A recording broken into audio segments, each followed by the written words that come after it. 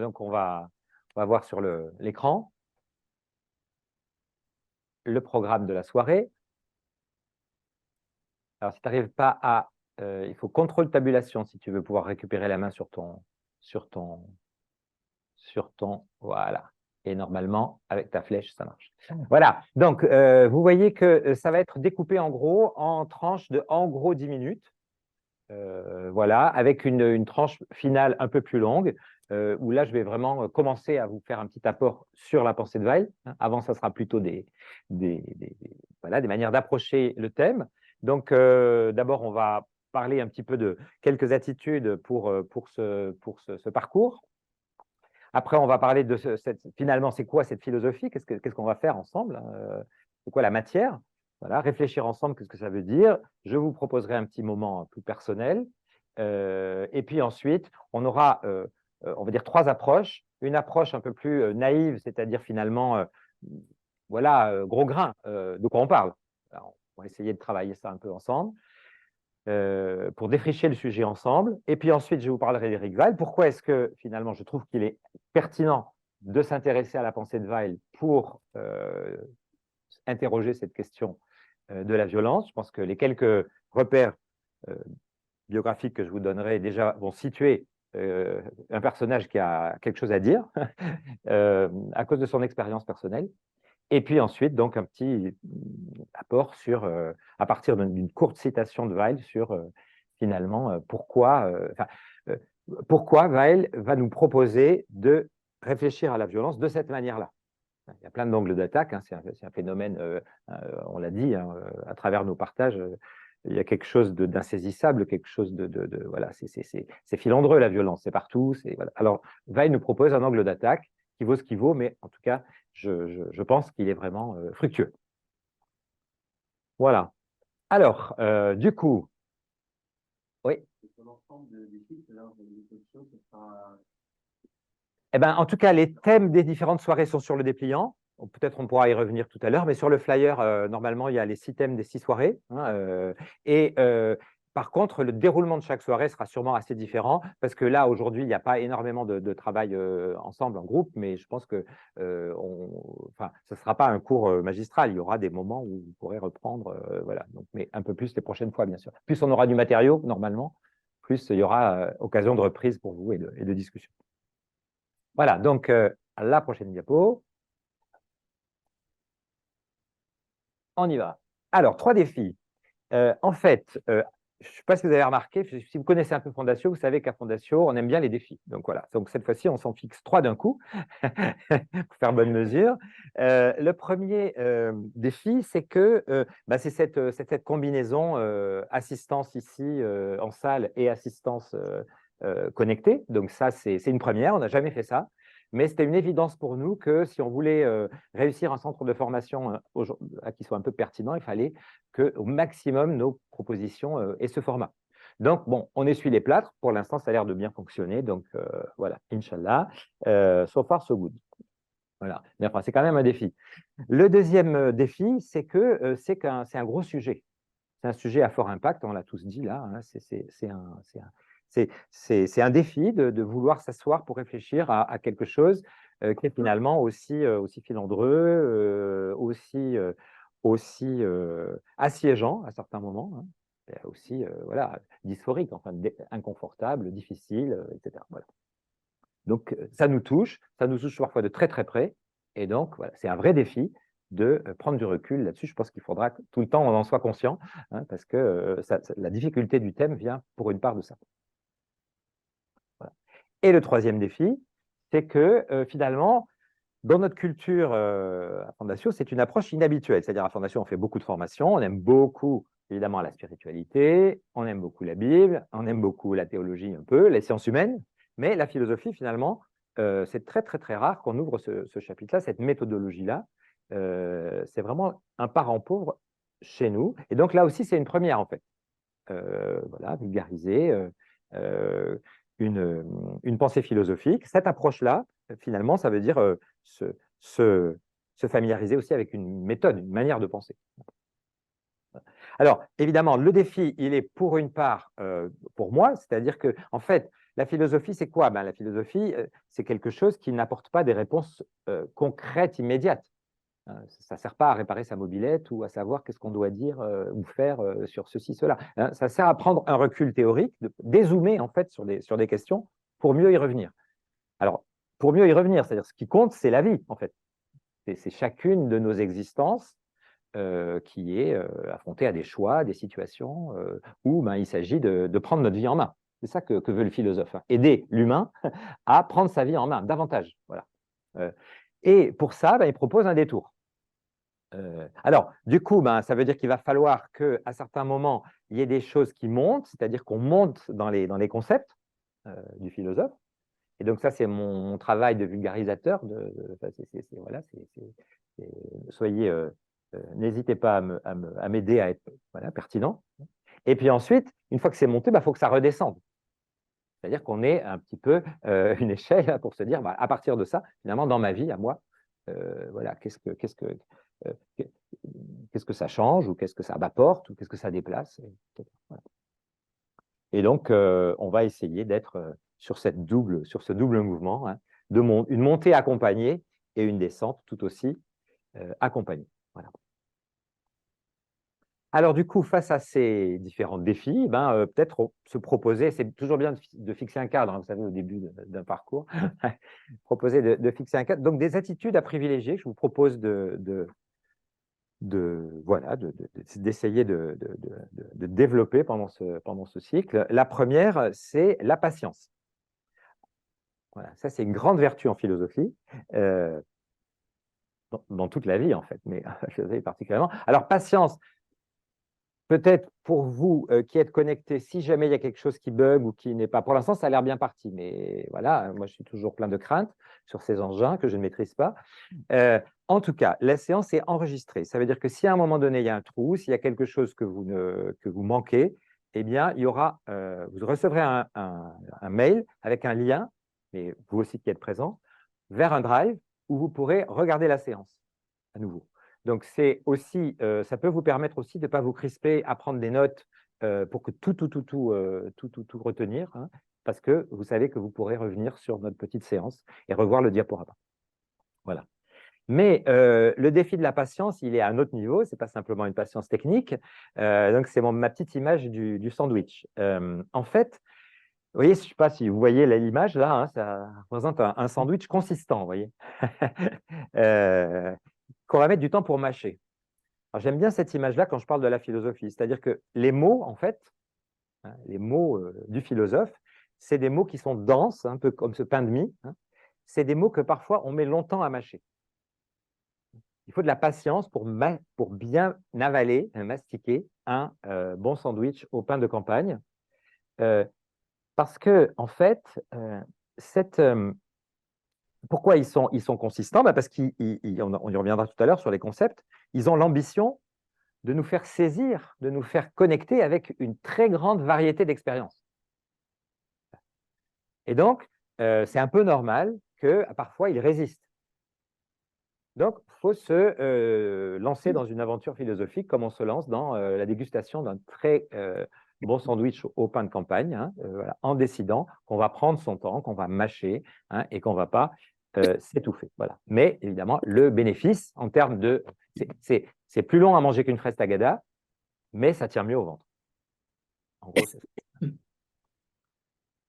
Alors, la deuxième attitude, c'est ce qui va en fait avec la première, qui est un peu la face active de la première, c'est d'intégrer.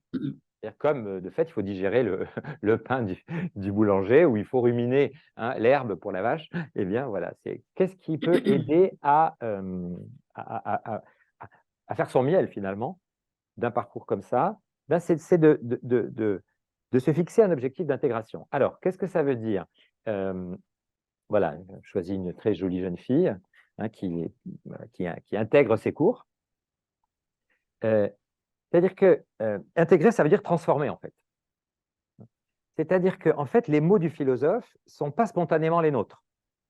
Même si vous allez voir, Eric Weil n'emploie pratiquement jamais des mots techniques, vous voyez, où beaucoup de philosophes aiment bien se faire briller avec des mots l'étance des étangs, par exemple. Qu'est-ce que c'est l'étance des étangs? Ben voilà, c'est pas la boue des étangs, hein, voilà, c'est un mot philosophique.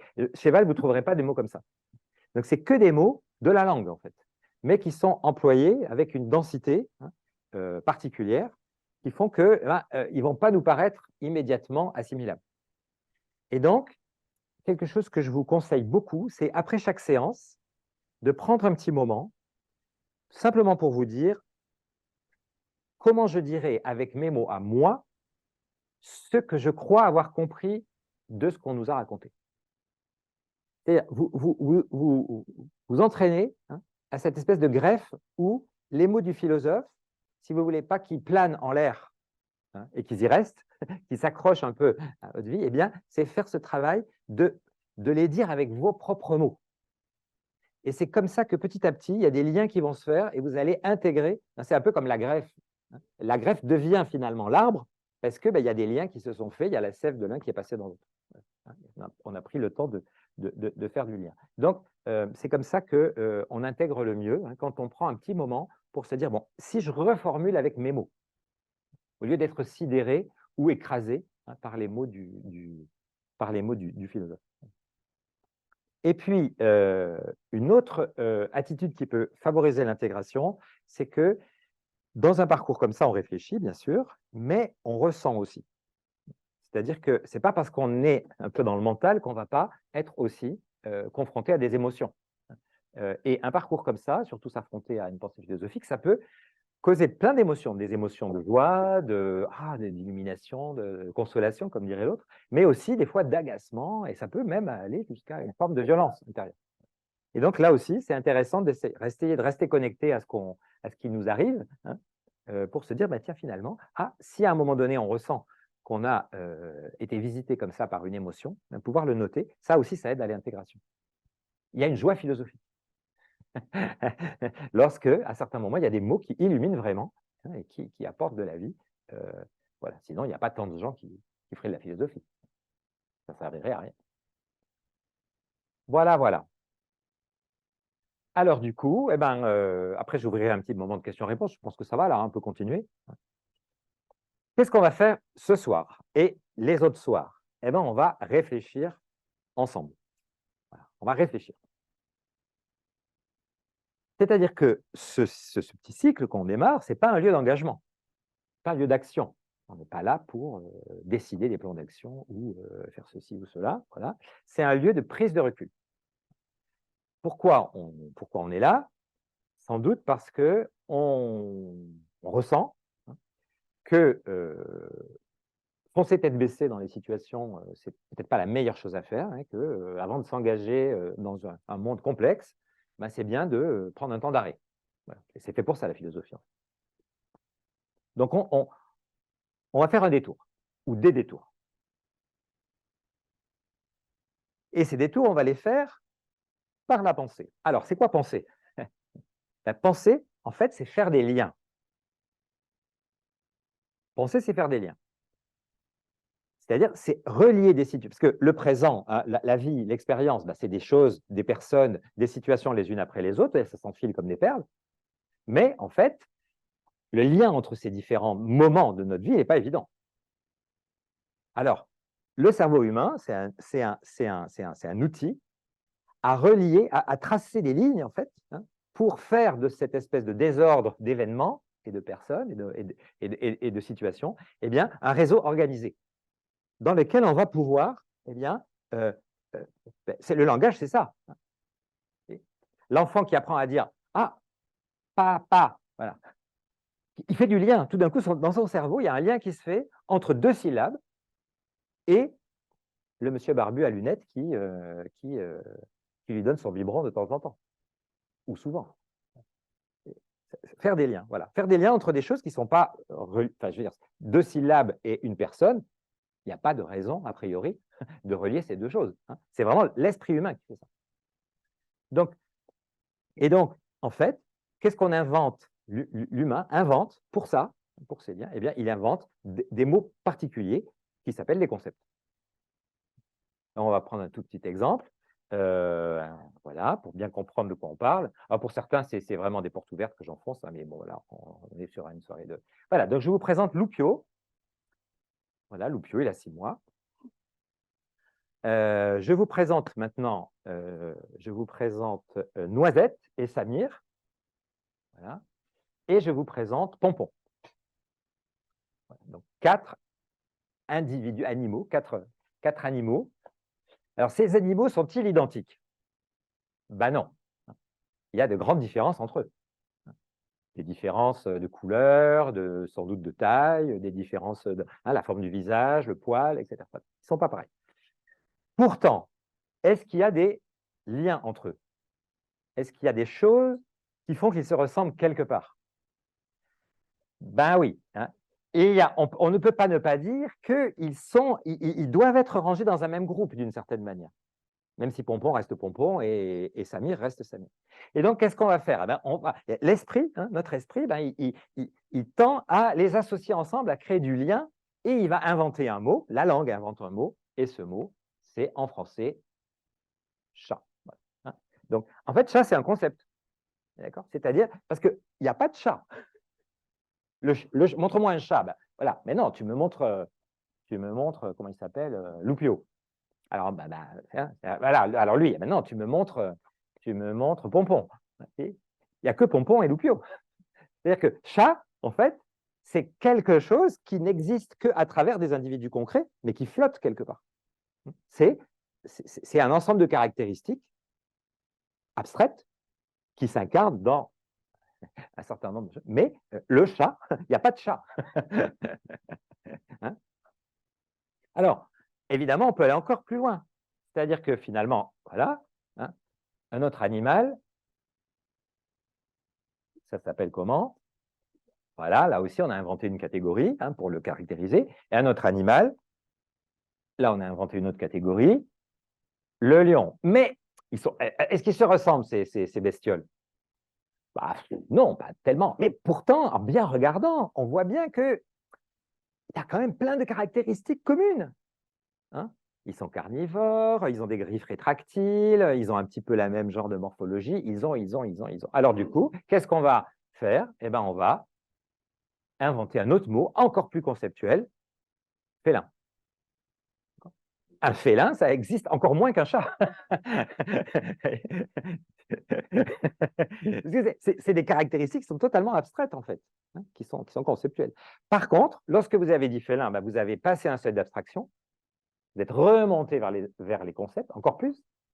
Et en fait, pourquoi? C'est quoi l'intérêt? Ben, c'est que grâce à ce mot, vous faites du lien avec un nombre beaucoup plus important d'individus. Il y a je ne sais pas combien de fois plus sur la Terre de félins que de chats. Donc, plus vous montez, plus vous embrassez large. Et donc, les mots de la philosophie, ils sont par là-haut, encore plus haut, pour donner à embrasser, à comprendre, à saisir ensemble un nombre de situations concrètes, évidemment, qui est potentiellement immense. Et ça, c'est un travail qu'on fait, j'allais dire, spontanément, aidé par le langage, depuis tout petit. Hein. L'enfant à qui on a, le grand frère a le droit de sortir jusqu'à minuit, hein, mais lui, il n'a que 12 ans, et on lui dit, tu vas à l'anniversaire de ton copain, mais tu es rentré à 18 h, il va dire quoi? C'est pas juste. Mais si vous lui dites, ah, juste, la justice, alors viens mon grand, assieds-toi, explique-moi, qu'est-ce que c'est que la justice? Vous voyez qu'il a spontanément apposé à la situation qu'il est en train de vivre, parce qu'il y a un espèce de ressenti hein, très fort, un mot qui est un mot philosophique, alors là, pour le coup, immense. Hein. Des livres sur la… Oh, qu'est-ce que la justice? Personne n'en sait rien, il y a des bibliothèques partout remplies hein, de théories sur la justice, elles ne sont pas toutes pareilles. La justice, c'est un concept qui est potentiellement infini. C'est un concept philosophique par excellence. Mais on peut l'employer dès qu'on a 6 ans. Il n'est pas nécessaire d'avoir une vue panoramique de la justice, d'avoir écrit 3 tomes sur la théorie de la justice pour dire que ce n'est pas juste. Et normalement, eh bien, plus on s'intéresse à ces mots, à ce qu'ils cachent, hein, à ce qu'ils recèlent, plus on a de quoi eh bien, comprendre un peu mieux, intégrer, relier des situations humaines très différentes entre elles. Voilà. C'est à ça que ça sert la philosophie. Voilà.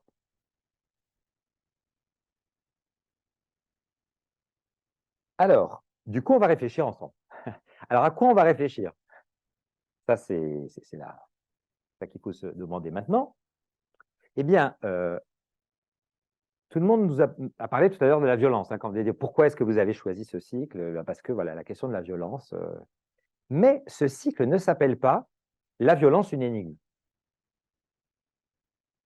Ce cycle s'appelle ma vie et le monde face à la violence.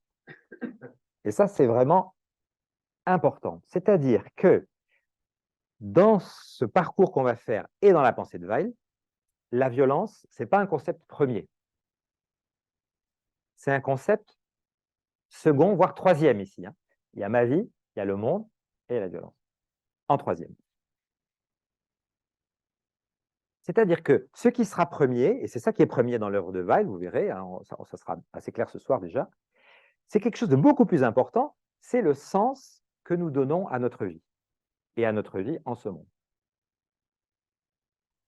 C'est-à-dire que si on regarde la violence en tant que telle, qu'est-ce qui risque de nous arriver? On l'a tous dit, c'est submergent, c'est infini, c'est filandreux, voilà. On risque de se perdre dans une question qui est la question qui n'a pas de réponse, c'est la question de l'origine du mal, en fait. Une question sans réponse. Pour prendre la question dans le bon sens, on va dire, il faut prendre dans le sens inverse, c'est-à-dire, la démarche est complètement inverse. Nous voulons construire du sens. Vous voyez la jeune fille là, c'est pas pour le plaisir de se faire couper par les baïonnettes qu'elle est là. C'est parce qu'elle veut construire du sens. Elle veut quelque chose. Elle veut promouvoir quelque chose. On le voit bien à travers son geste. Il y a quelque chose qui fait du sens pour elle. Et dans ce chemin de promotion, de construction, elle expérimente, nous expérimentons tous quelque chose comme de la violence, qui bien souvent surgit comme un obstacle, comme une mise au défi de réaliser ce sens. Donc c'est vraiment complètement dans cette direction-là qu'on va aller ce soir, c'est-à-dire on va toujours prendre appui sur ce qui fait du sens et on va se rendre compte que de fait, plein de choses s'opposent à cette construction de sens. Et là, pour ça, Weil a quelques ressources pour nous aider. Alors du coup, la parole est à vous. Qu'est-ce qu'on va faire? Je vous propose un petit exercice personnel. C'est de prendre quelques minutes, vraiment, c'est pas long, ça va pas être long, mais c'est justement ça l'intérêt, c'est d'être pris comme ça un petit peu par surprise. Vous allez écrire spontanément quelques réponses qui vous viennent à 2 questions. Qu'est-ce qui donne le plus de sens à ma vie aujourd'hui?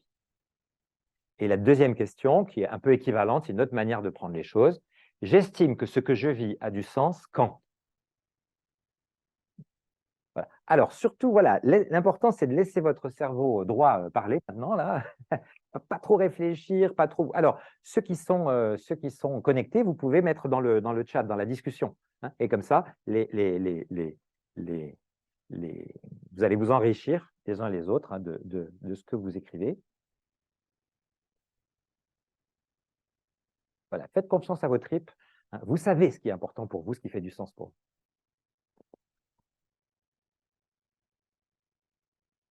Écrivez sans vous censurer. Et la question n'est pas si est-ce que vous le vivez tous les jours, on s'en fiche. L'important, c'est voilà, où est votre Orient? Et ce que je vous propose maintenant, c'est de vous tourner vers quelqu'un. Donc, si François-Xavier, tu rentres dans le jeu, tu peux, voilà, ça fait un nombre pair, pour ceux qui sont dans la salle en tout cas. Et puis, peut-être tu peux couper le son et que les personnes qui sont connectées puissent peut-être échanger à partir de ce qu'elles ont, écrit dans le chat. Voilà. Et que comme ça, eh bien, ça permette un peu de faire connaissance. Et puis alors, donc, évidemment, l'idée, ce n'est pas de jugement, bien sûr, sur ce qu'a dit l'autre, pas de commentaire. Simplement, on enregistre. Et puis, on peut aussi reformuler. Ça peut être pas mal.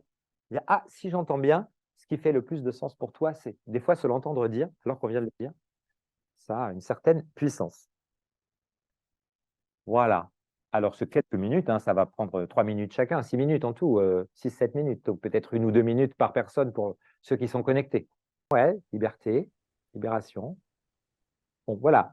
Mais ça, c'est des grands mots, tout ça, hein. Des grands mots, voilà. Faut pas avoir peur. À certains moments de notre vie, on est philosophe. Voilà. Et Weil insiste beaucoup là-dessus. Tout le monde est philosophe, au moins un peu. C'est-à-dire, tout le monde fait du sens. Il y a une phrase très très forte de Weil que j'aime beaucoup me dire et me redire. Hein. Weil écrit dans la logique de la philosophie, pour le philosophe, c'est-à-dire pour celui qui s'intéresse à la quête du sens, hein, chez l'humain, pour le philosophe, il n'y a pas de fou. Pour le philosophe, il n'y a pas de fou. C'est-à-dire que pour le philosophe, il n'y a que des humains qui cherchent à construire du sens. Et celui que nous, on va appeler fou, peut-être dans une approche normative ou une approche curative, c'est peut-être quelqu'un dont on éprouve, pour X raisons, que sa construction de sens, elle n'arrive pas à s'emboîter avec celle des autres. Bon. Mais on ne peut pas lui dénier, avec les ressources qui sont les siennes, le fait qu'il est activement en train de construire un univers de sens, même si, pour nous, hein, il est délirant, par exemple.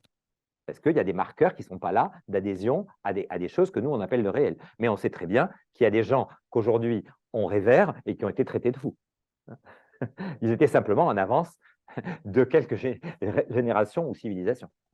Donc, il n'y a pas de fou, ça veut dire que tout le monde est dans ce travail de construire du sens. Et c'est ça qui est essentiel, et c'est pour ça que je trouvais essentiel que chacun de nous, on se colle un peu à cet exercice qui nous servira, je pense, à plusieurs reprises dans ce parcours.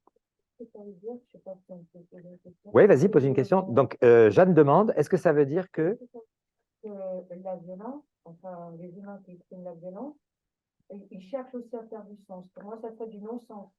Alors voilà, violence, sens et non-sens, on y arrive. Toute la fin de notre soirée est là-dessus. Donc, alors, peut-être, ce n'est pas impossible. En tout cas, mais ta question est une énorme question. Hein, et donc, on n'aura pas trop de tout le parcours pour essayer d'y répondre. Hein. Vous allez mieux comprendre quand je vous parlerai d'Éric Weil tout à l'heure. Voilà, donc, puisque nous sommes philosophes, mesdames et messieurs, eh ben, on va y aller, on va continuer bravement hein, en philosophe. Et maintenant, on va essayer de s'intéresser à ce concept, à ce mot de violence. Alors, pour ça, je vais aussi un peu vous faire travailler. Donc, j'ai sélectionné tout simplement quelques photos, je n'ai pas pris longtemps, hein, j'ai regardé, j'ai un peu pioché comme ça, sur des situations où on peut spontanément hein, utiliser le mot violence ou violent. Et donc, qu'est-ce qu'on va faire? On va essayer de faire un travail hein, au ras des mots un peu, premier inventaire. On ne va pas aller chercher des grandes théories. On va se dire, mais finalement, quand on dit ce qu'on dit dans notre langue, qu'est-ce qu'on dit en fait? Le travail philosophique, ça commence toujours comme ça, hein, interroger le langage. Qu'est-ce qu'on pense vraiment quand on dit ce qu'on dit? Voilà. Ça s'appelle de la phénoménologie. On regarde simplement ce qui arrive. Alors voilà, je vais passer quelques images et puis ensuite, ben, je vous donnerai la parole. Donc, la violence des vagues, hein, la violence de la tempête, voilà, la violence du choc, la violence de la guerre, la violence des hooligans, la violence de nos disputes, la violence des coups, des agressions, en tout genre. Voilà. Quelques clichés, vous voyez.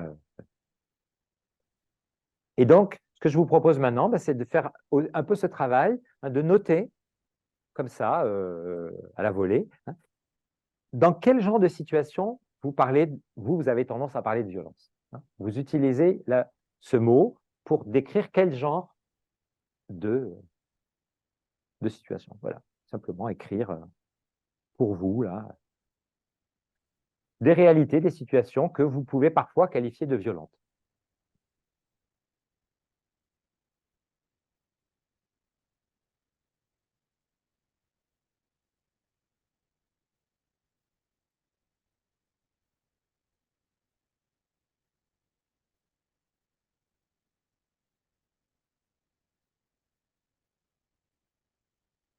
pourrait dire, qu'est-ce qui unit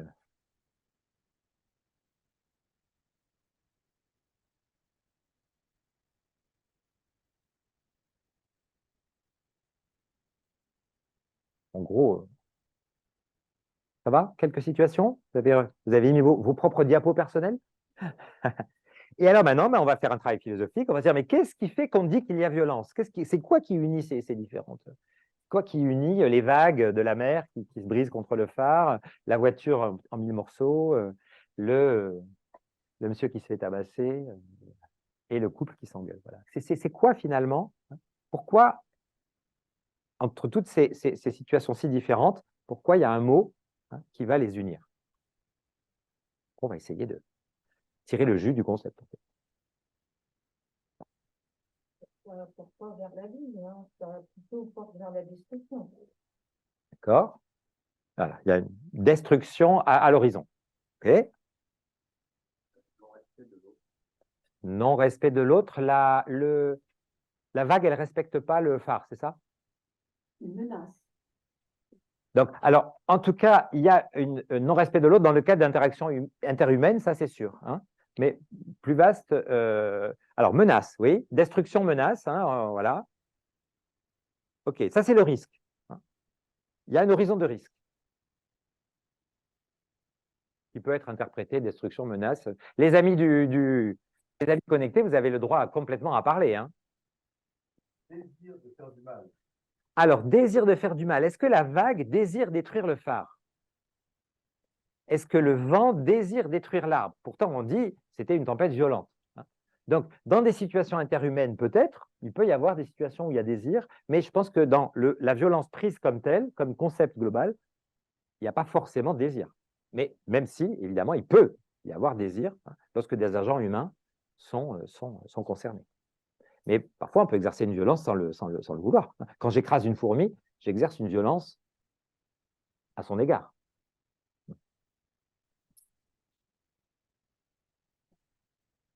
Il y a du déchaînement. Alors, déchaînement de quoi? Finalement, qu'est-ce qui est concerné? Une force. Une force. Vous voyez? En fait, on est sur. Il y a des idées qui germent? Oui, rappelle que la force, la vigueur. Voilà. Hein? Vis virtus, la vigueur, la force. Hein? Et il y avait une deuxième sur la question de destruction et rupture d'harmonie. Voilà. Alors, donc, d'un côté, il y a harmonie, et de l'autre côté, il y a quelque chose qui est de l'ordre d'un trop, d'une disharmonie. Et cette disharmonie, elle est due à quoi? À une force qui s'exerce d'une manière qui peut mettre en péril quelque chose. Je crois qu'on est bien d'accord. Donc, je vous propose une petite définition. Première, hein, encore une fois, hein, ce n'est pas Weil qui parle, hein, c'est nous là. On dit qu'il y a violence. Je vous propose ça, hein, premier jet. Quand on diagnostique un excès d'intensité dans le déploiement d'une force, excès qui nuit à l'un des protagonistes ou choque l'un des observateurs. Eh oui, hein. On diagnostique un excès d'intensité dans le déploiement d'une force. Hein. D'accord? C'est-à-dire, tout d'un coup, le vent était tellement fort qu'il a cassé des arbres et des maisons. Hein. Donc là, excès, on a dépassé une borne. Donc, ah, tout à fait. L'arbre déraciné est un des protagonistes qui a subi l'action violente. La maison cassée, la toiture arrachée, les maisons écroulées du tremblement de terre.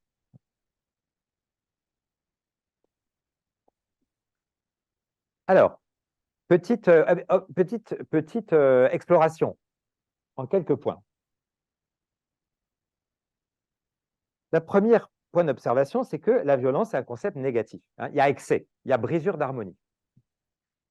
Sauf pour être provocateur ou pour s'inscrire, je veux dire, dans une forme de contre-culture ou de contre-valeur, personne ne se glorifie d'une violence qu'il fait ou qu'il a faite. Ah, moi, je suis un mari violent. C'est cool. Voilà. On ne dit pas ça. Mais par contre, celui qui veut justifier sa conduite que d'autres trouveront violente envers son épouse ou ses enfants, il dira moi, mon éducation, c'est un peu carré, quoi. Voilà. Il ne dira pas je suis un mari violent. C'est d'autres qui vont dire ah, il est violent celui-là. Et en général, derrière, il y a toujours l'idée d'une réprobation ou en tout cas, d'un diagnostic de déséquilibre, de réprobation, de dénonciation.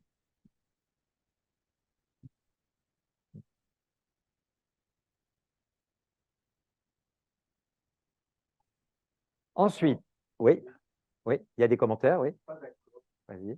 Je parlais d'effet tout à l'heure. Je pense que c'est un fort impact. Oui, mais vas-y, reviens en arrière. On dit qu'il y a violence quand on diagnostique un excès. C'est ça, je vais y revenir. Hein. C'est-à-dire que, y a-t-il vraiment excès? On n'en sait rien. Mais quelqu'un dit, là, il y a excès. C'est ça. C'est-à-dire que la violence, c'est toujours un diagnostic. Comment? Ça nuit, soit ça choque. Soit ça nuit, soit ça choque. Voilà. C'est où hein? Une remarque, c'était sur la question on n'assume pas notre violence. Quelqu'un dit il y a des personnes qui sont fières de leur acte violent. Alors, oui, ils vont l'être dans un cadre où tu as une culture qui va mettre l'excès de force comme une valeur. On va y revenir sur la question culturelle, hein. On va y revenir très vite. Après, vous n'êtes pas forcément d'accord avec tout ce que je vais dire. Hein. Voilà.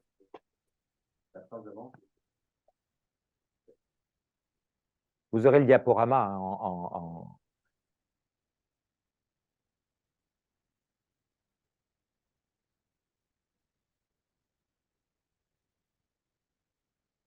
Alors, donc c'est un concept négatif. La plupart du temps, sauf dans des cas, je veux dire, de contre-culture. Hein. Les ados, ils aiment bien aller voir un film violent. Bon, on en parlera tout à l'heure des films violents. Parce que ben, c'est cette espèce d'excès, de transgression, voilà, voilà, construit quelque chose, on va dire, pour eux. Alors, le diagnostic dépend de l'observateur. C'est-à-dire que, pour dire, à la surface du Soleil, il se passe des interactions moléculaires d'une puissance incroyable. Si on allait s'en approcher, on serait tous pulvérisés en un quart de seconde. Cela dit, personne ne dit les interactions physico-chimiques à la surface du Soleil sont violentes. Pourquoi? Parce qu'on n'y est pas. Mais s'ils s'approchaient trop près de nous, on dirait « Ah là, c'est violent ». Ça va? Donc, un exemple type, eh ben, c'est ça. Moi, Jean-Marc Liotto, je suis incapable de regarder un match de rugby. Et donc, je suis encore moins capable de m'imaginer un de ces gars. Pour moi, le rugby, c'est juste un univers de violence. Je ne peux même pas m'imaginer hein, courir après un ballon et être plaqué au sol par un gars qui… Voilà. Pour les gens tous les gens qui sont là-dedans et les millions de gens qui prennent plaisir à regarder le rugby, ils ne disent pas c'est violent. Ils disent c'est viril, ils disent c'est je sais pas quoi, enfin, ils disent ce qu'ils veulent, mais pour eux, il n'y a pas cette idée de retrait, de réprobation, de dire ah, je ne me mets pas là-dedans, jamais, jamais, hein, over my dead body, comme on dit. C'est-à-dire que finalement, ça dépend énormément de l'observateur. Le rugby est-il un sport violent? Ben, j'en sais rien, ça dépend de qui l'observe.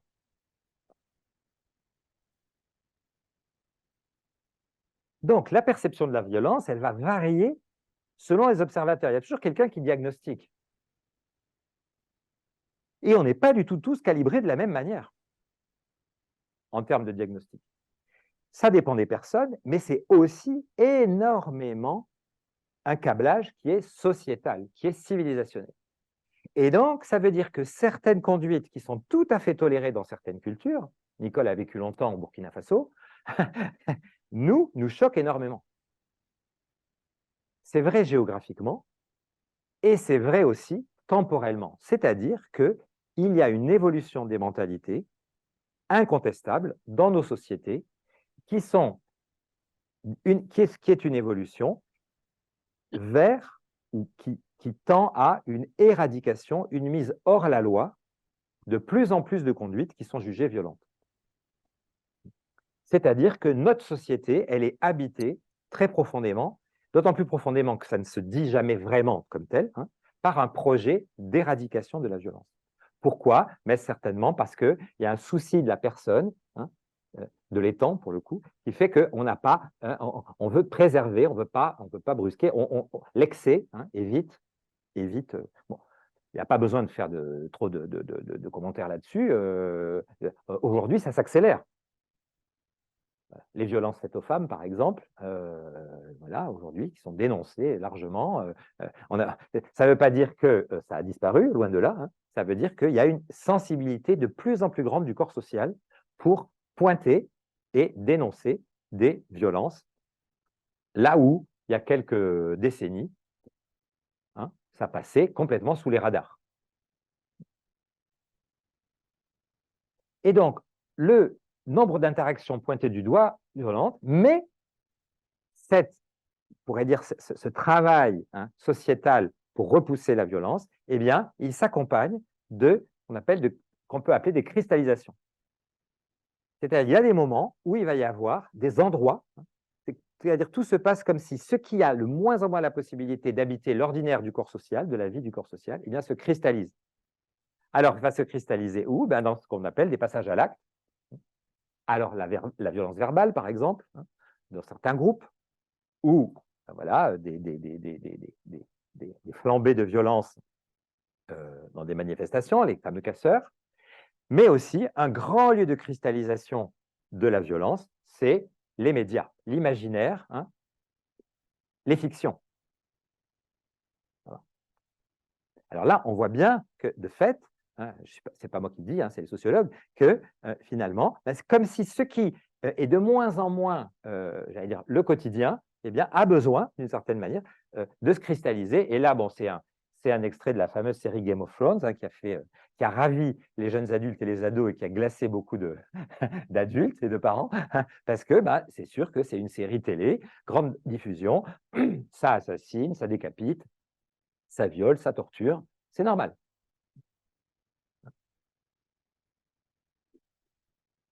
Shakespeare aussi, oui. Alors, Shakespeare est à expliquer dans son contexte, sans doute. Voilà. Donc, en tout cas, nous sommes, il faut prendre conscience de ça, je pense, ça c'est une des premières prises de conscience, nous sommes participants d'une société qui travaille à éradiquer, à diminuer, à déclarer hors la loi, à disqualifier, voilà, merci beaucoup Bruno, de plus en plus de situations pointées du doigt comme violentes. C'est-à-dire qu'elle va pointer du doigt la violence pratiquée par un individu contre un individu, ou un groupe d'individus contre un groupe d'individus. En revanche, il y a une violence sociale extrêmement forte. Oui, j'y arrive. C'est bon. Tout à fait. Tout à fait, tout à fait. C'est la suite. Donc, mais en tout cas, ce mouvement-là, il est vraiment très fort. Et donc, si ça vous intéresse, je vous recommande beaucoup ce livre, Robert Muschenbled, Une histoire de la violence de la fin du Moyen-Âge à nos jours, qui montre très bien, eh bien la très lente évolution des sociétés, de sociétés occidentales. Je cite juste un chiffre. À partir des registres très précis qui étaient tenus dans certaines régions d'Europe du Nord dès le XVe siècle, même XIVe, Angleterre, Pays-Bas, etc., si on fait des statistiques rapportées à la population et tout ça, au XVe siècle, dans nos pays, on avait 40 fois plus de chances de mourir de mort violente qu'aujourd'hui. 40 fois plus de chances de mourir de mort violente qu'aujourd'hui. Au XVe siècle. Pourquoi? Ça se comprend, parce qu'en fait, les sociétés étaient divisées en petits groupes, des clans, des familles, qui défendaient des territoires, mais qui défendaient aussi des territoires symboliques, l'honneur par exemple. Et donc, les échauffourées, les disputes mortelles en ville, en particulier, étaient extrêmement fréquentes. Et aujourd'hui, aux États-Unis, on a 9 fois plus de chances de mourir de mort violente qu'en Europe de l'Ouest. Oui.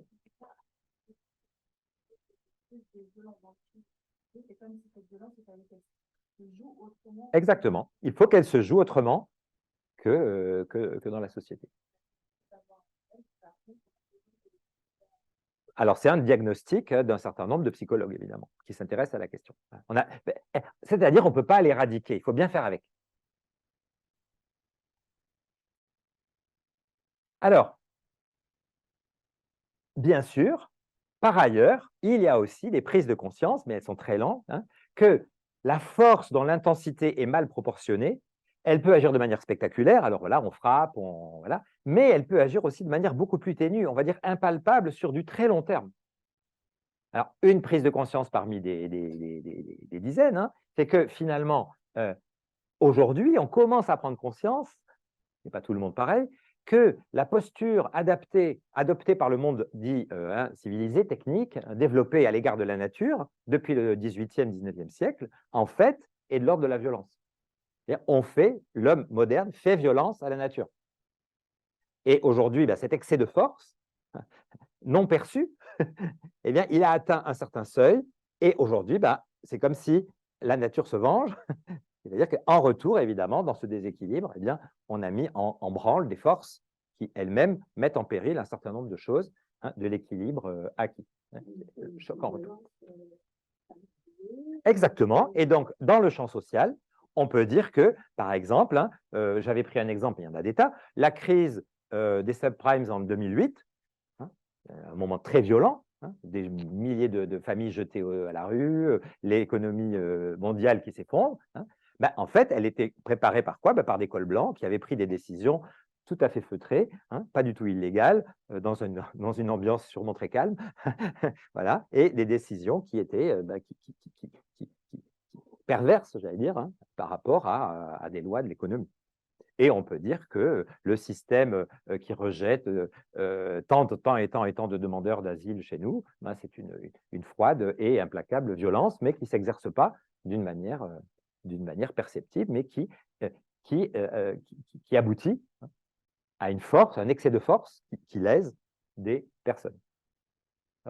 Encore une fois, là, on n'est pas en train de faire de la morale, on n'est pas en train de dire c'est bien, c'est mal, on est en train de faire de la philosophie, c'est-à-dire on est en train d'essayer de comprendre ce qui se passe. Alors, aussi, qu'est-ce qu'on constate? C'est qu'on est dans un monde où, même si voilà, il y a des zones où on veut éloigner, éradiquer la violence, eh bien, diapo suivante, il y a une dizaine d'années, quand il a été élu, le pape François disait on vit une guerre mondiale en morceaux. Une guerre mondiale en petits morceaux. Voilà. Aujourd'hui, on pense qu'il y a, je suis allé regarder les statistiques, il y a une douzaine de conflits armés déclarés dans le monde. Voilà. Donc là, c'est une carte 2023. Hein. Donc les zones marron, c'est les conflits qui font plus de 10 000 morts par an. Marron. Les rouges, c'est ceux qui font entre 5 000 et 10 000 morts par an. Et les oranges, un peu moins, et les jaunes, encore un peu moins. Les jaunes, c'est plutôt entre 1 000 et 5 000 morts par an. Hein, il y a des espèces des échauffourées à droite à gauche et tout ça. Bon, ça fait quand même pas mal de zones, hein, colorées. Ouais, le Mexique, il est en guerre tout seul. C'est un truc interne. Ça. Mais... alors, de conflits déclarés, j'ai lu 12. Une douzaine. Après, il y a des conflits à bas bruit. Hein. Je ne sais pas le Myanmar, comment c'est classé, par exemple, aujourd'hui. J'imagine que la classification varie selon les critères. Ouais, c'est ça. Donc, qu'est-ce qu'on peut dire pour terminer un peu cette première partie? C'est qu'en fait, pour nous, observateurs d'aujourd'hui, hein, tu peux passer la diapo suivante. En fait, on a tous des raisons personnelles d'être sensibilisés à la violence. Elles sont différentes. Hein. Il y a la violence qui nous impacte et qui laisse des cicatrices en nous, des choses qu'on a vécues, bon, sûrement, tous, plus ou moins. Il y a peut-être des choses qu'on a fait, qu'on a subi, qu'on a exercées, et qui peuvent laisser des remords ou des regrets. Voilà. Et puis, il y a tout ce qui nous scandalise autour de… Mais en tout cas, on est tous pris un peu comme dans deux rails qui s'écartent. Je pense que ça, il faut bien en être conscient.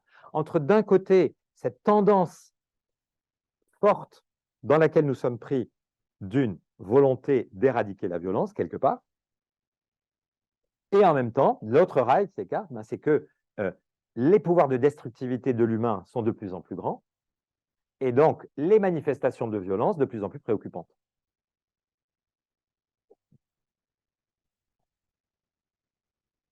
Et donc, ce n'est pas confortable d'être des femmes et des hommes vivant sur ce genre de chemin où les deux rails s'écartent. Donc, c'est normal qu'on soit très mal avec ça. Alors, comment trouver son équilibre là-dedans? Ben, je ne sais pas si on peut le trouver, mais en tout cas, ce qu'on peut, c'est ne pas sombrer peut-être. Voilà. Chercher à se débrouiller, hein, pour ne pas sombrer entre ces deux rives qui s'écartent. Voilà, hein, jusqu'à ce que… Eh ben, la rive d'un côté d'un idéal sociétal d'éradication, ou en tout cas de diminution de la violence, et de l'autre côté, c'est l'effroi face au fait que la destructivité potentielle de l'humain atteint un seuil qui fait que on voit bien que… Ça va? Alors, du coup, eh bien, j'ai choisi comme guide et je vous propose Éric Valls. Donc, du coup, ben, il faut un peu parler d'Éric Valls. Et donc, les quelques mots que je vais dire, je pense, vous en diront assez, je pense, pour qu'on se dise, tiens, oui, de fait, il peut être intéressant. Éric Valls, il est né en 1904 à Parchim. Parchim, c'est à l'est de Hambourg et au nord-ouest de Berlin. Vous voyez, c'est pas loin de la mer Baltique, c'est en Allemagne. Il est juif et il est le fils d'un couple de boutiquiers, de petits commerçants plutôt pauvres, enfin voilà, pas très riches. Et son père meurt quand il est enfant. Donc, en fait, il va connaître toute sa jeunesse, il est boursier, il va faire ses études grâce à des bourses, il va connaître toute sa jeunesse, et ben, finalement, les obstacles d'être pauvre et d'être juif dans un pays où, bon, la Prusse, c'est un pays normalement dans lequel il y a égalité des droits, mais il y a un plafond de verre évident, il y a un antisémitisme latent très fort, et voilà, il faut quand même jouer des coudes pour monter. Voilà. Alors, il s'intéresse à un moment à la médecine, et puis finalement, il passe vers la philosophie, et il a son doctorat en 1928. Donc là, il va enseigner à l'université, il est assez jeune, et puis en 1933, il lit Mein Kampf, et il comprend, il se dit que, il promet, il se dit que si l'homme qui a écrit ce livre passe au pouvoir, eh bien, il quittera l'Allemagne. Et de fait, c'est ce qui arrive. En 1933, eh bien, à l'élection de Hitler, eh bien, il quitte l'Allemagne et il s'installe en France. Alors là, encore une situation pas si simple, parce que, évidemment, réfugié en France, il n'y avait pas les accords de Bologne. Son doctorat de philosophie en Allemagne. Voilà. Donc, il s'installe à Paris, il épouse Elisabeth Mendelssohn, qui est elle aussi une juive allemande réfugiée, avec sa sœur. Et en 1938, il obtient la nationalité française. Il opte pour la France. En 1939, il s'engage sous un faux nom, un nom français, Henri Dubois, pour aller combattre l'armée allemande. Et à la débâcle, il est fait prisonnier et il va passer toute la guerre, une grande partie de la guerre, dans un camp de prisonniers militaires. Il réussit à cacher qu'il est juif et voilà, il va traverser la guerre, on va dire, dans ce camp. Et en 1945, il revient en France. Toute la famille qui est restée en Allemagne a été exterminée. Sa mère avait 80 ans, elle a été déportée à Auschwitz à 80 ans. Seuls ont survécu sa femme et sa belle-sœur qui avaient été cachées dans le Lot et en Dordogne. Et quand il revient, eh bien, il va, pour bosser, il faut qu'il passe un nouveau doctorat. Donc, il va passer son doctorat en France, à partir de ce livre, donc La logique de la philosophie, qui est son grande œuvre, qu'il a mûri pendant les années de captivité. J'en dirai un peu plus sur la logique, évidemment. Et donc, du coup, il va pouvoir travailler comme professeur de philosophie à l'université. Et il va enseigner d'abord à Lille, puis à Nice. Il est mort à Nice en 1977. Et donc, dans son œuvre, il y a la logique de la philosophie, qui est vraiment sa grande réflexion de base sur la violence, justement, le sens et la violence. Et ensuite, il s'est beaucoup intéressé à l'éthique et à la politique. En gros, la politique comme ce qui peut permettre à l'homme de vivre dans une société dans laquelle, justement, le règne de la violence, on pourrait dire, la violence ne règne pas trop. Donc, vous pressentez qu'il y a quelque chose d'intéressant parce que cet homme-là, même si, évidemment, dans ses livres, il ne parle jamais à la première personne, sauf à quelques lignes, et jamais il met en avant ses sentiments. Il réfléchit. Mais on voit bien qu'il est à la croisée d'un certain nombre de choses. La violence, il l'a vécue d'abord comme victime. Juif, allemand, exilé, perdant sa famille voilà, dans la Shoah. Il l'a vécu comme acteur, c'est-à-dire qu'il a décidé d'aller faire la guerre. Et il l'a vécu comme penseur. Il l'a traversé comme penseur. Et comme penseur juif allemand. C'est-à-dire quelqu'un qui est affronté à la question comment le nazisme a bien pu naître et se développer. Un des systèmes de violence les mieux organisés de l'histoire, au pays de la philosophie. C'est-à-dire que le nazisme est né chez Kant et Hegel. Ça, c'est une vraie question. C'est une vraie question. Comment est-ce que le pays de la raison peut basculer comme ça et devenir le pays de la violence? Qu'est-ce qui explique ça? Et donc, la grande caractéristique de Weil, c'est de refuser de classer ça simplement, et ça répond pour une part à ta question, Jeanne, sous le régime de l'absurde. Ça, c'est du non-sens, ils sont fous, voilà, ils ont pris un coup. Mais même ça, il faut pouvoir l'expliquer. C'est-à-dire ce refus de faire en sorte que la pensée abdique face à la violence. Si la violence se déchaîne et qu'elle, d'une certaine manière, elle heurte la cohérence, ce qu'on verra tout à l'heure, eh bien, la cohérence, le travail, l'effort de cohérence peut être encore plus ambitieux et englober cette violence, c'est-à-dire la faire rentrer dans quelque chose qu'on pourrait peut-être comprendre. C'est ça l'effort. Vous voyez l'idée? Refuser de capituler, refuser de faire être une raison qui refuse de capituler face à la violence.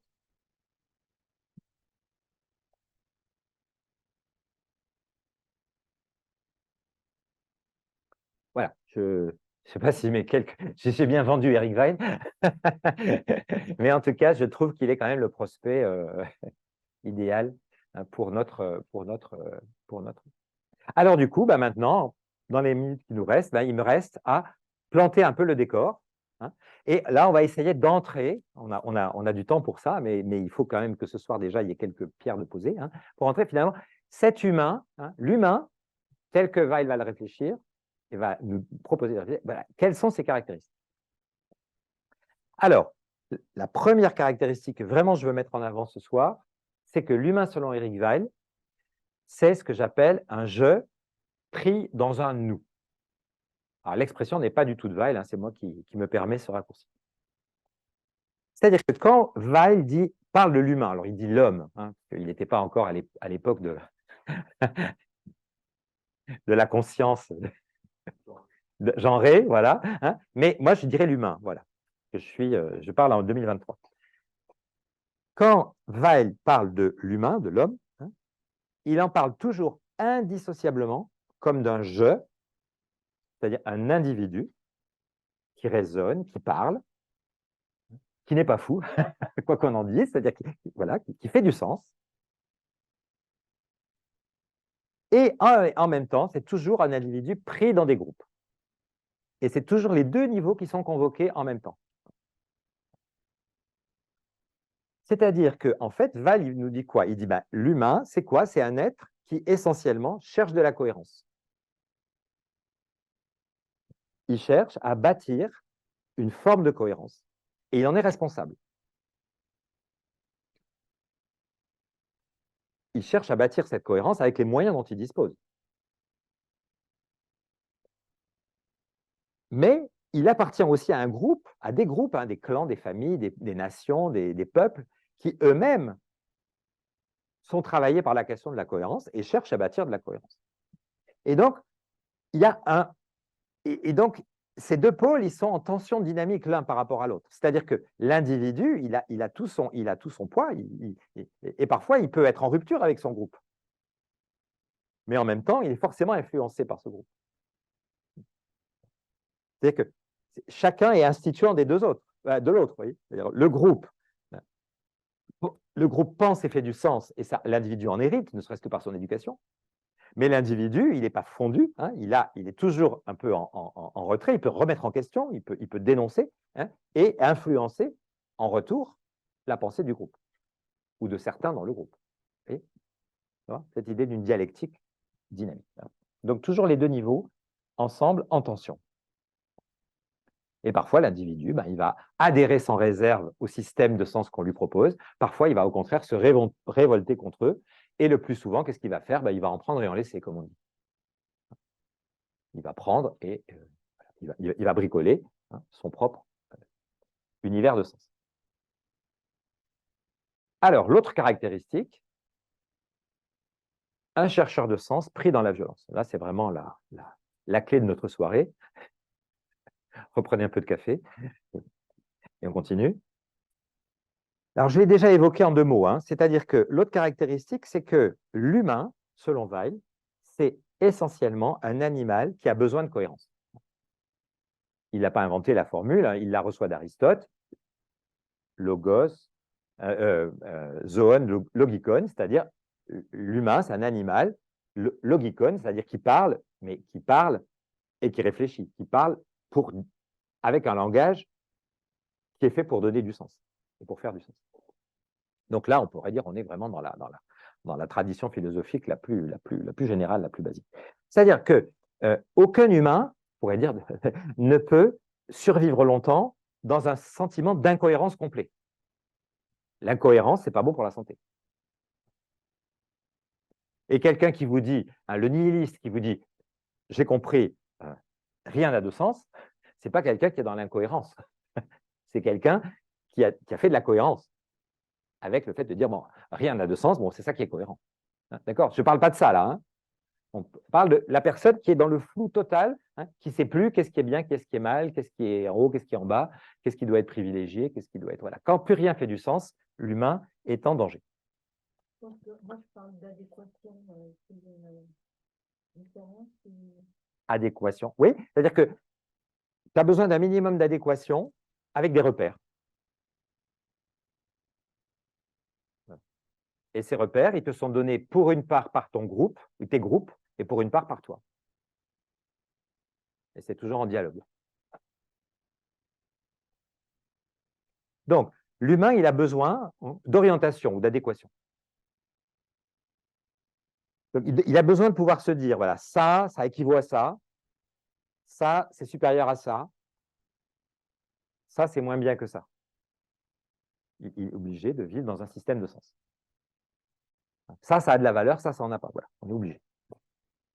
Et qu'est-ce qui fabrique ça? C'est le langage. C'est grâce au langage qu'on peut s'orienter comme ça. Le langage, c'est la machine qui produit du sens, en fait. Et de la cohérence.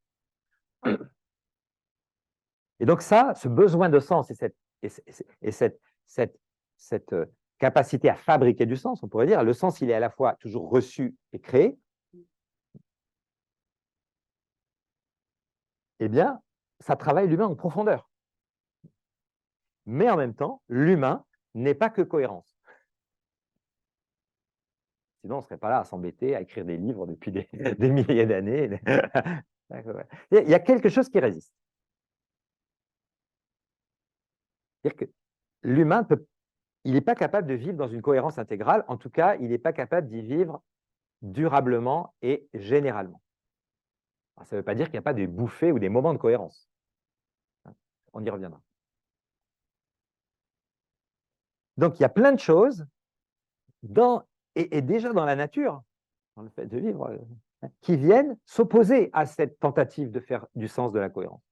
C'est comme vous diriez, on essaie de faire, je ne sais pas, qu'est-ce qu'on fait? On essaie de faire une mayonnaise, que ça prenne, quoi, que ça cristallise, que ça agglomère, et puis à un moment donné, il y a un truc, on dit, ah merde, c'est retourné en flotte, quoi.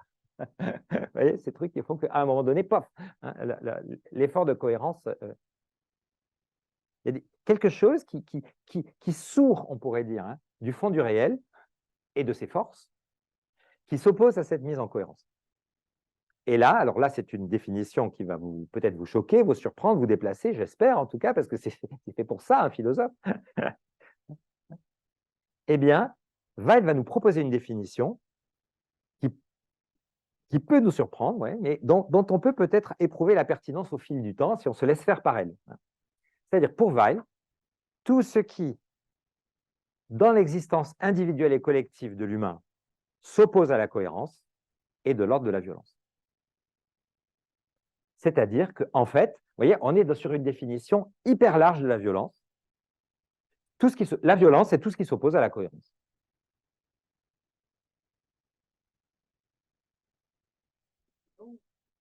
Tout ce qui n'est pas cohérence est violence. Oui, c'est la force du chaos, on peut dire. Mais que toi, tu diagnostiques. Parce que toi, tu veux de la cohérence. Ce n'est pas le chaos en tant que tel, c'est le chaos tel qu'il vient perturber ce que toi, tu voudrais construire comme cohérence. C'est-à-dire qu'on n'oublie jamais qu'il y a un observateur.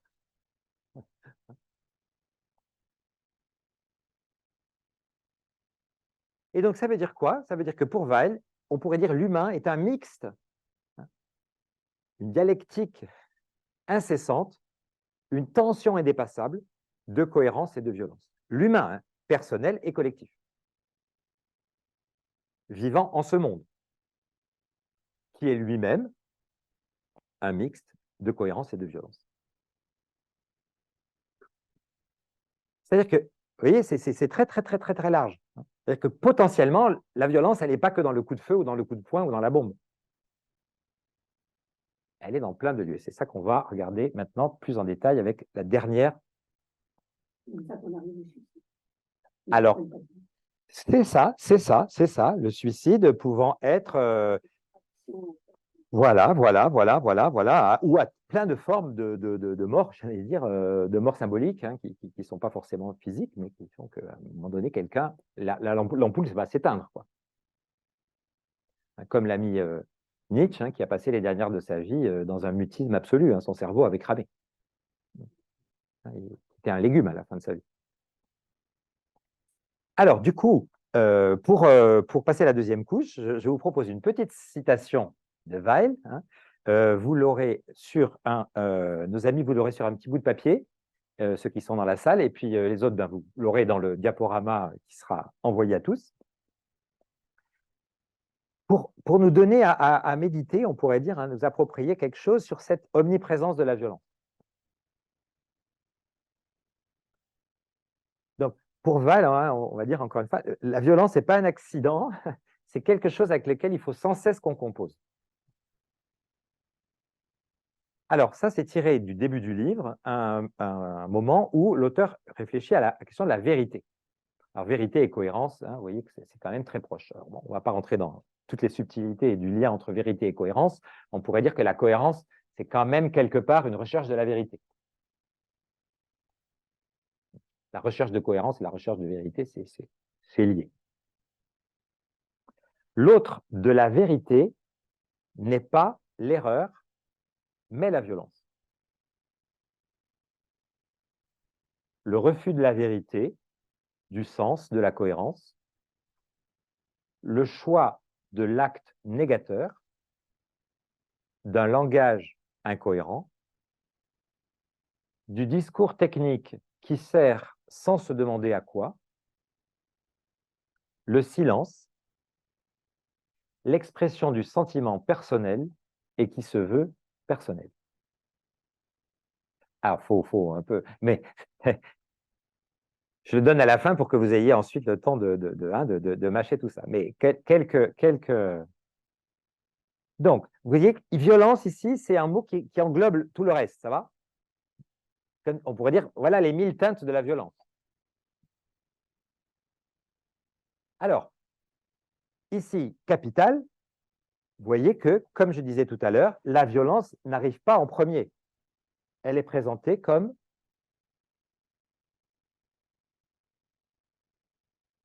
l'autre de la vérité. L'autre ou l'opposé de la vérité. C'est-à-dire que la clé, c'est la vérité. Comme tout à l'heure, la clé, c'est le sens.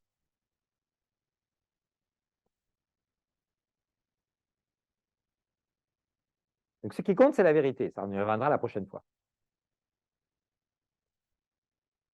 Mais, alors, ici, il y a une petite surprise déjà. L'autre de la vérité, ce n'est pas l'erreur. Qu'est-ce que ça veut dire?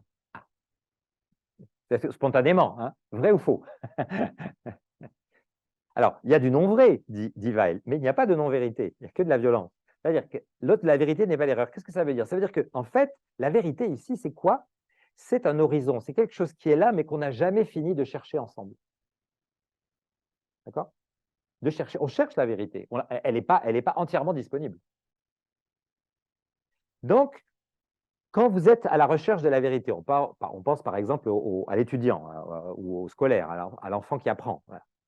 Quand vous êtes à la recherche de la vérité et que vous vous trompez, que vous faites erreur, en fait, c'est une bonne nouvelle. Vous êtes sur cette recherche de la vérité, vous êtes en train de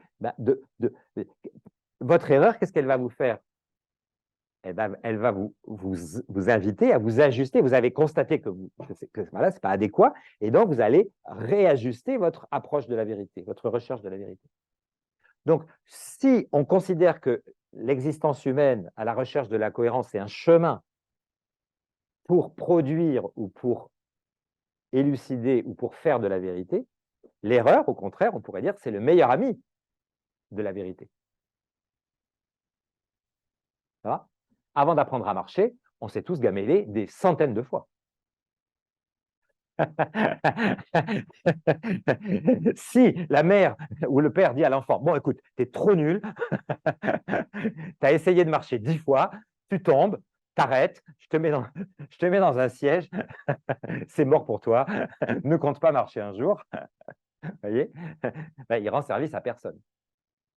Ça va?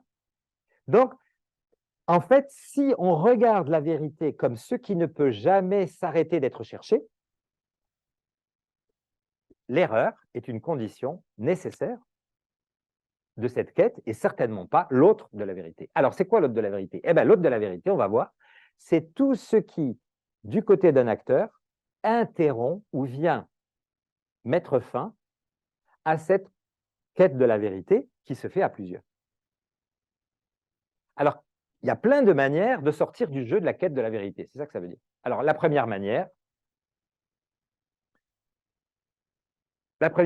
de sortir du jeu, hein, de prendre la tangente,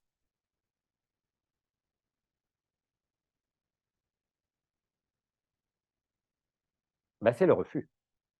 Si vous ne voulez pas de cohérence, ben, c'est sûr que vous allez produire quoi? Ben, quelque chose, un bricolage, mais vous n'allez pas. Hein, c'est-à-dire qu'à certains moments de nos vies, on peut délibérément choisir une chose dont on sait qu'elle n'est pas cohérente.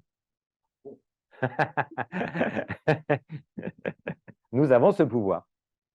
Ah, évidemment, le mensonge, tout mensonge entre dans cette catégorie, vous voyez bien. Hein, le refus de la vérité du sens de la cohérence, si vous décidez de dire un mensonge, vous faites une violence.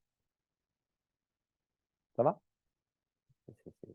Parce que ben, vous empêchez vous-même et l'autre d'élucider le vrai.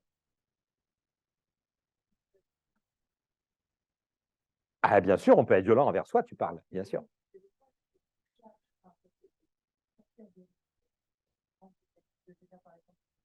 Ouais.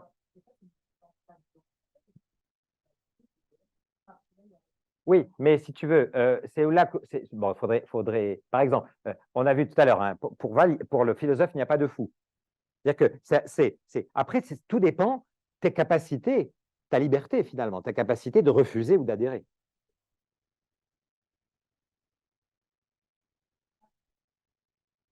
Et violent pour l'autre, mais à certains moments, tu vois bien que la violence, elle peut refluer sur toi. C'est-à-dire tes mensonges peuvent te perdre.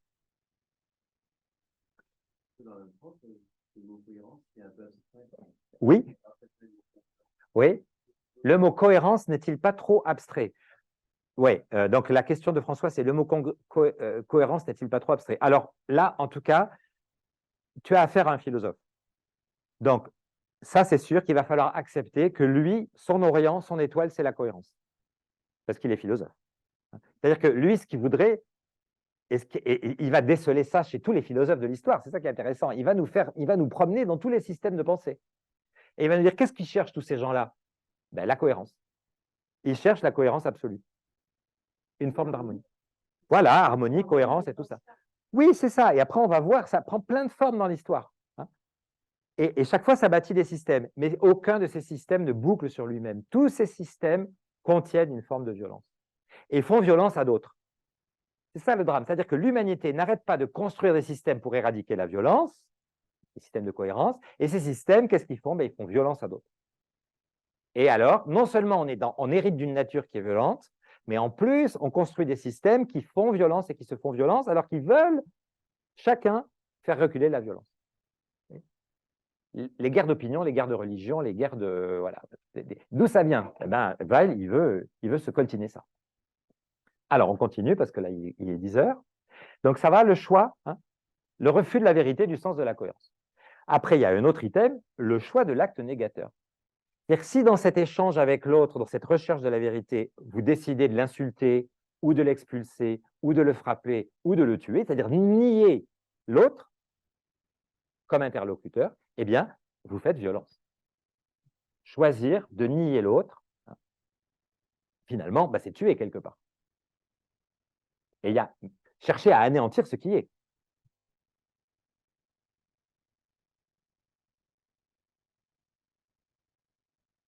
Ça va? Ça va loin, mais c'est exigeant, on va dire, comme pensée. Mais... Alors, le choix du langage incohérent. C'est-à-dire que combien de fois nous arrêtons-nous à des idées dont nous savons quelque part qu'elles sont superficielles? On colmate. Parce que c'est fatigant de se poser des questions. C'est fatigant d'éprouver nos cohérences et d'être vraiment ces quêteurs de vérité. À certains moments, on préfère des choses dont on sait que, quelque part, le choix du langage incohérent. Alors, le discours technique qui sert sans se demander à quoi. Ça, c'est magnifique. Il est écrit en français ou en allemand? Non, non, il est écrit en français. C'est dans un français parfait. Mais... Alors ça, évidemment, qu'est-ce qu'il vise là? On y reviendra, bien sûr. Il vise le langage qui a envahi notre monde. C'est-à-dire un langage techno-scientifico-capitaliste, qui nous conduit entre autres au désastre écologique, c'est-à-dire l'obsession, alors là c'est la force déséquilibrée, l'obsession c'est une forme d'efficacité qui ne s'interroge pas en profondeur sur le bien fondé de son action. On est focalisé sur le comment, on veut améliorer les process, mais on a mis de côté la visée éthique. Le pragmatisme est une violence, voilà, c'est ça. Pour le philosophe, le pragmatisme est une violence. C'est-à-dire que, évidemment, Weil, il dit, on est tous guettés, en fait, par cette espèce de frénésie de résultats qui peut nous emmener à ce que Rabelais appelait une science sans conscience.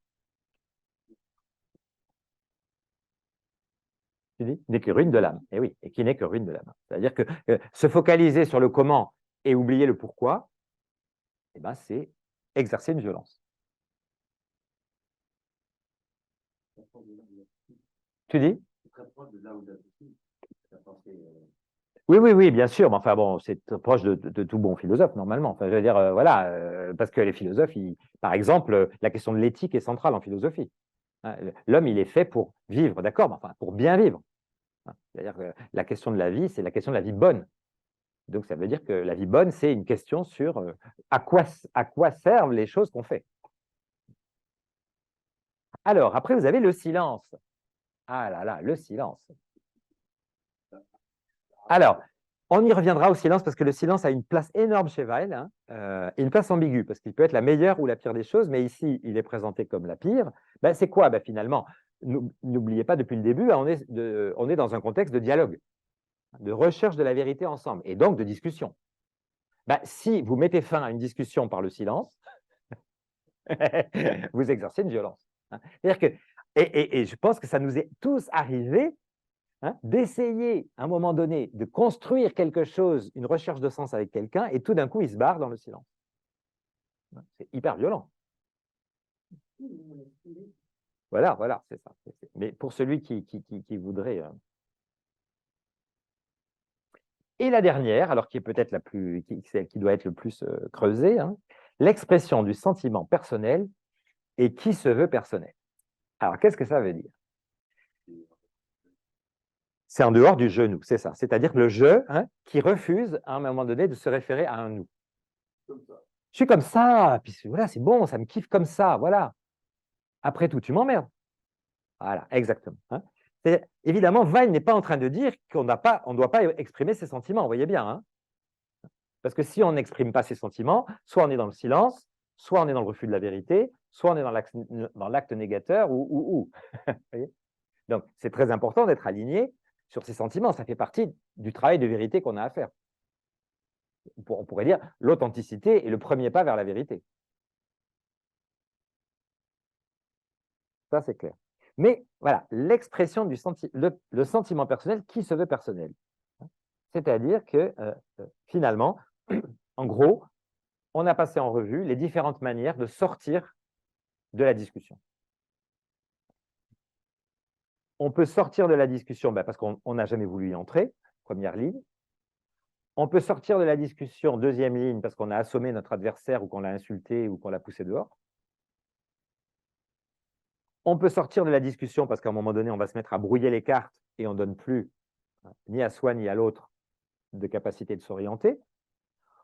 On peut sortir de la discussion en se mettant à fonctionner tout seul, sans se laisser interroger sur les présupposés qu'on a, les motivations qu'on a, par le silence, et en disant, ben voilà, c'est mon kiff. Hein. Maintenant, voilà, je n'ai plus rien à te dire. Accepte-moi comme je suis. Voilà, point final. C'est-à-dire, finalement, on sort de la possibilité de se laisser questionner et donc d'aller chercher encore plus loin la vérité. Qui, en fait, vise à faire de nous, finalement, des chercheurs. Des chercheurs de vérité, voilà, vérité par rapport à nous, par rapport à nos actions, par rapport aux choses. Alors, on verra que ça, c'est le thème qui est vraiment omniprésent dans la logique. Et du coup, on pourrait dire, je pense que ça peut avoir comme première vertu de vouloir nous rendre vigilants, en fait. Vigilants à un certain nombre d'interactions dans lesquelles on est impliqué, hein, et dans lesquelles, finalement, la violence peut se glisser de plein de manières. Alors, du coup, pour la prochaine fois, qu'est-ce que je vous propose? Ben, je vous propose un petit questionnement, une petite observation philosophique. Vous allez repartir avec ces petits papiers. Puis les amis, ben...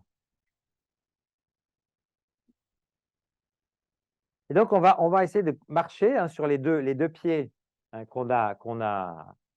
Ouais, là, tu es revenu au début. D'accord. Donc, on va essayer de continuer à marcher sur les deux pieds qu'on a explorés, qu'on a ouverts cette fois-ci. Hein. Donc, où est-ce que je construis du sens, de la cohérence et quels sont mes critères pour évaluer qu'une situation est cohérente ou incohérente? Pour vous, c'est un peu la suite de ce qu'on a fait au tout début, là, hein, un peu de manière incoative. Mais finalement, c'est très riche de se dire, mais finalement, où sont mes critères? C'est quoi? Qu'est-ce qui fait qu'à un moment donné, je me dis, ça va. D'autres moments, je dis, il y a un truc qui ne va pas. Et la deuxième question, eh ben, c'est, m'est-il arrivé, plus ou moins récemment, ça peut être dans un passé lointain, ça peut être tout récent, hein, d'être confronté, pardon pour le manque du « e » féminin, à l'une des attitudes que Weil qualifie de violente dans le passage cité, vous voyez, de cette énumération-là, voilà. Petit exercice de mémoire. Qu'est-il arrivé? Quel a été l'impact sur moi et ou sur d'autres de cette situation? Essayez d'aller finalement lire un peu philosophiquement selon les lunettes de Weil des interactions. Voilà. On va voir quelle sensibilité, on pourrait dire, ça nous donne. Voilà, donc merci beaucoup. La prochaine fois, il y aura plus de temps questions-réponses, réactions. Hein. Là, c'était un peu... La prochaine fois, je ne sais plus. Le 5 décembre. Ouais, c'est dans pas longtemps. Voilà, et donc on commencera par une petite, un temps de questions-réponses écho, hein, la prochaine fois. Et on entrera dans 3 ou 4 concepts clés qui permettent de comprendre après tout le reste, en particulier la question du mécontentement. Nous allons travailler sur le mécontentement. À bientôt, les amis connectés, de dos.